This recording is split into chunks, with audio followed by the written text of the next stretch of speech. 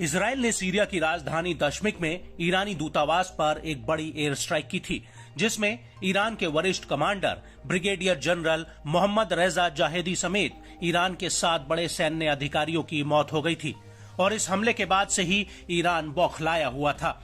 Iran के विदेश मंत्री हुसैन अमीर अब्दुल्लाहिन ने कहा था कि इस हमले के जिम्मेदार लोगों को बख्शा नहीं जाएगा। वहीं दूसरी तरफ लेबनान के आतंकी संगठन हिजबुल्लाह ने भी इजराइल से बदला लेने की कसम खाई थी।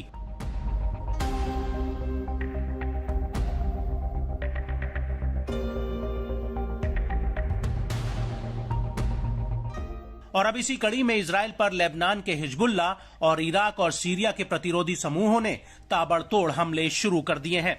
इजरायली एयर स्ट्राइक के एक दिन बाद ही हिजबुल्लाह और इराक के प्रतिरोधी समूहों ने उत्तरी इजराइल में एक बड़ा हमला किया है। जिस इलाके में यह हमला हुआ है, हिजबुल्लाह उसे इजराइल के जबरन कब्जे वाला इलाका बताता है। हिजबुल्लाह का कहना है कि इजराइल ने फिलिस्तीन से साल 1948 में यह इलाका हड़प लिया था। दूसरी तरफ इराक के प्रतिरोधी समूहों ने भी दक्षिण पूर्व सीरिया में एक अमेरिकी सैन्य अड्डे पर हमला किया है। लेबनान की न्यूज एजेंसी अल मयादीन ने अपनी एक रिपोर्ट में हिजबुल्लाह प्रमुख के बयान का हवाला देते हुए ये दावा किया है।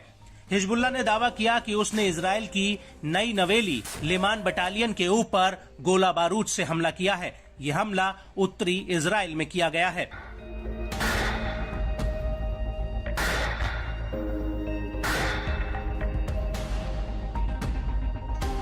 हालांकि ये पहली बार नहीं है जब हिजबुल्लाह और इराक और सीरिया के प्रतिरोधी समूहों ने एक साथ उत्तरी इजराइल पर अलग अलग हमले किए हों, बल्कि हालिया दिनों में ये तीनों ही इजराइल पर एक साथ हमले करते आ रहे हैं। हिजबुल्लाह का कहना है कि उसने कब्जे वाले शीबा फार्म्स में रुइसत अल आलाम और कफार चौबा हिल्स में इजरायली सैनिकों के ऊपर रॉकेटों का एक पूरा साल्वो दागा है।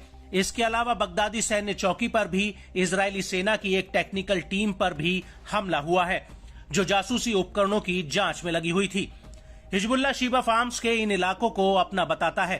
वहीं इन हमलों के इतर हिजबुल्लाह ने इजराइल के रेमोन एयरपोर्ट पर भी एक ड्रोन अटैक करने की कोशिश की है।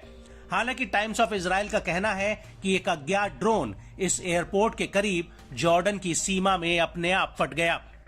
लेकिन इजराइल पर हमले के अलावा हिजबुल्लाह ने जॉर्डन और इराक बॉर्डर के करीब सीरिया के होम्स प्रांत में अमेरिकी सेना के एक सैन्य अड्डे पर ड्रोन अटैक किया है। इसको लेकर तुर्की की न्यूज एजेंसी एनादोलू ने स्थानीय रिपोर्ट्स के हवाले से कहा है कि अल-तन्फ बेस पर एक ड्रोन से हमला हुआ था। हालांकि इस हमले में कितना नुकसान हुआ है, इसकी फिलहाल जानकारी सामने नहीं आई है। लेकिन बड़ी बात यह है कि एक तरफ लेबनान का हिजबुल्लाह इजराइल पर हमले कर रहा था, वहीं दूसरी तरफ इराक के प्रतिरोधी समूहों ने इजराइल के तलनौफ एयरबेस पर एक ड्रोन हमला कर दिया है। जहां पर यह हमला हुआ है वो इलाका दक्षिणी रहवोत से महज 5 किलोमीटर की दूरी पर है।